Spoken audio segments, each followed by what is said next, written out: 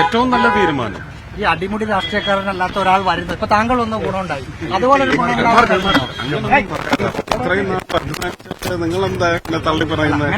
ഒരിക്കലും നിങ്ങളോട് പറയുന്നത് താങ്കളാണ്. എന്റെ റിസൾട്ട് എന്ന് പറയുന്നത് വഴിയാണ്.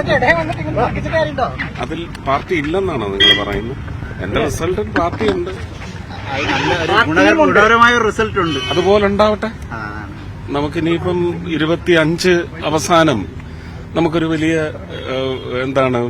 റവല്യൂഷണറി ആയിട്ടുള്ള ഒരു ഫലമുണ്ടാവണം. 26ലേക്ക് അത് നമുക്ക് വളരണം. ഒരിക്കലും പരീക്ഷണം എന്ന് പറയുന്നപ്പോ അങ്ങനെയാണെങ്കിൽ നിങ്ങൾ മറ്റുള്ള പാർട്ടികളെ കുറിച്ചൊക്കെ എന്താ ചോദിക്കുക? 10 വർഷം കഴിഞ്ഞ് ഇത്രയും കാലം ഒരുപക്ഷെ എത്രയോ 5 വർഷം കൂടുമ്പോഴാണ് ശ്രമങ്ങൾ നടത്തിക്കൊണ്ടിരിക്കുന്നത്. വിഫലമായിടത്തെല്ലാം നിങ്ങൾ ഉടനെ പിന്നെ ഈ തദ്ദേശ തെരഞ്ഞെടുപ്പ് തള്ളാനൊക്കത്തില്ല. ശ്രമമാണ്. തദ്ദേശ തെരഞ്ഞെടുപ്പ് വരുന്നു, നിയമസഭാ തെരഞ്ഞെടുപ്പ് വരുന്നു, പുതിയ നേതൃത്വം വരുന്നു. ഈ 2026 എന്താകുമെന്നാണ് സുരേഷ് ഏട്ടൻ കാണുന്നത്? അതല്ലാതെ തന്നെ നമുക്കൊരു വ്യക്തമായ ഒരു തെര്യപ്പെടുത്തലുണ്ട് കേരളത്തിൽ. ഇതും കൂടി ആവുമ്പോ തീർച്ചയായിട്ടും Rajeev Chandrasekhar is going to be a catalyst.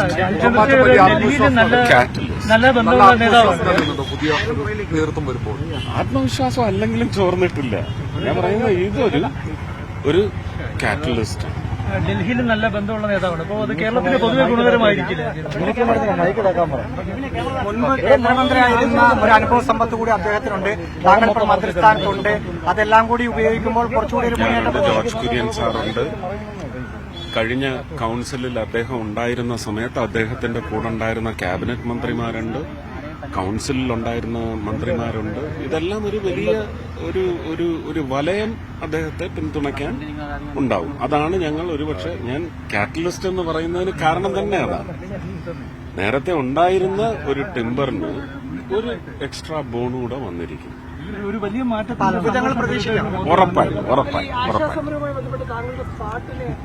മന്ത്രി തന്നെ അവഹേളിച്ചിട്ടുണ്ട്.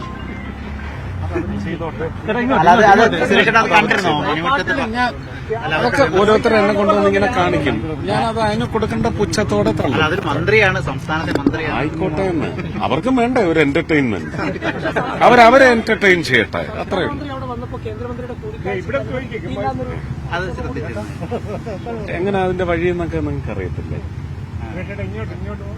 ഞാൻ അതിനെക്കുറിച്ച് പറഞ്ഞ് എന്തിനാണ് അയമ്മയെ വിഷമത്തിലാക്കുന്നത്? എനിക്കത് താല്പര്യമില്ല.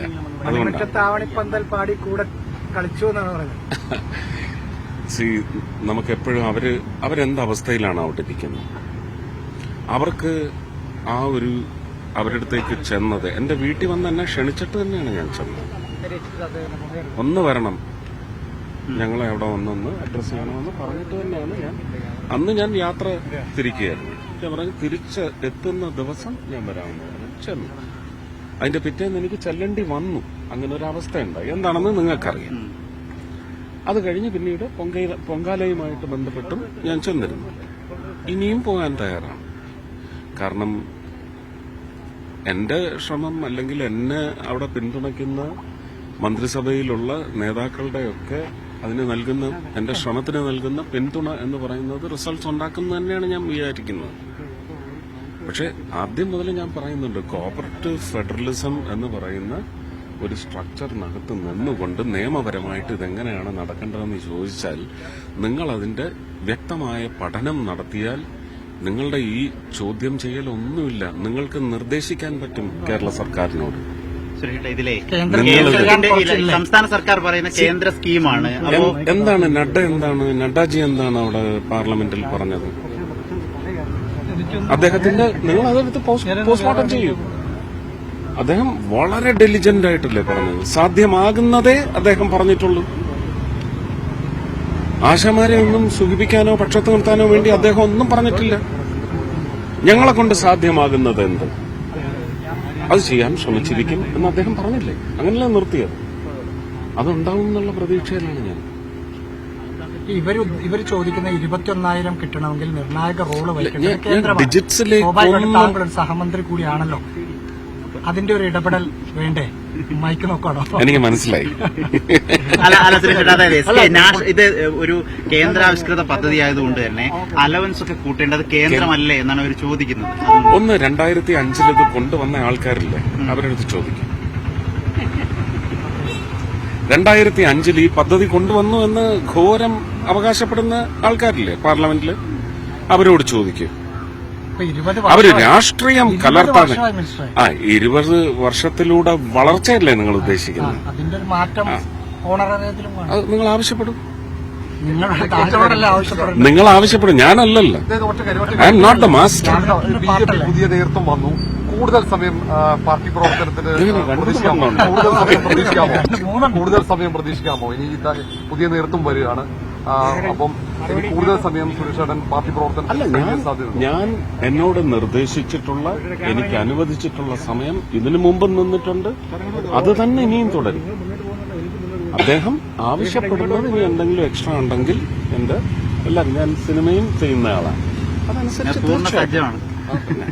കാരണം വലിയ ഉത്തരവാദിത്തമാണല്ലോ, കാരണം 2 തെരഞ്ഞെടുപ്പുകൾ വരാനിരിക്കുന്നു. അപ്പോൾ ഒരു ടീമായി ഒരു പുതുമുഖ 2 തെരഞ്ഞെടുപ്പുകളല്ല, നമുക്കിനി അങ്ങോട്ട് ഇതിനൊരു നൈരന്തര്യം വേണ്ടേ?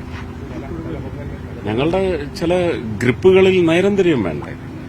അതിന് സംസ്ഥാനം ബലപ്പെടുത്തുക എന്ന് പറയുന്നത് നിരന്തരമായ പ്രയത്നമല്ലേ, ഒരു ഇലക്ഷനെ മാത്രം മുന്നിട്ട് നിർത്തിയല്ലല്ലോ.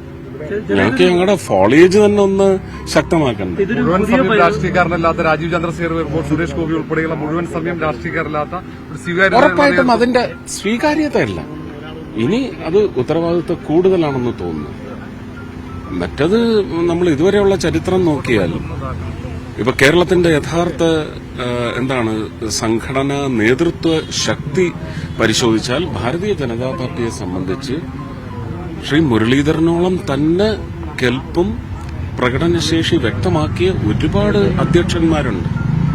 ആരെയും നമുക്ക് ഒന്ന് പിൻ ഡൗൺ ചെയ്ത് നമുക്ക് കാണാനോ വിലയിരുത്താനോ സാധിക്കില്ല. എങ്കിലും ശ്രീ മുരളീധരന്റെ ആ തരത്തിലുള്ള ഒരു പാടവം എന്ന് പറയുന്നത് പ്രശംസനീയമാണ്. അതിന് മീറുന്ന കഴിവ്, ബേസിക് കഴിവ് അദ്ദേഹത്തിനുണ്ട്, രാജീവ് ചന്ദ്രശേഖറിന്. അത് ഒരു നേതാവെന്ന നിലയ്ക്ക് പ്രകടമാക്കാനുള്ള അന്തരീക്ഷം ഒരുങ്ങട്ടെ, അദ്ദേഹത്തിന് അത് സാധിക്കട്ടെ എന്ന് മാത്രമേ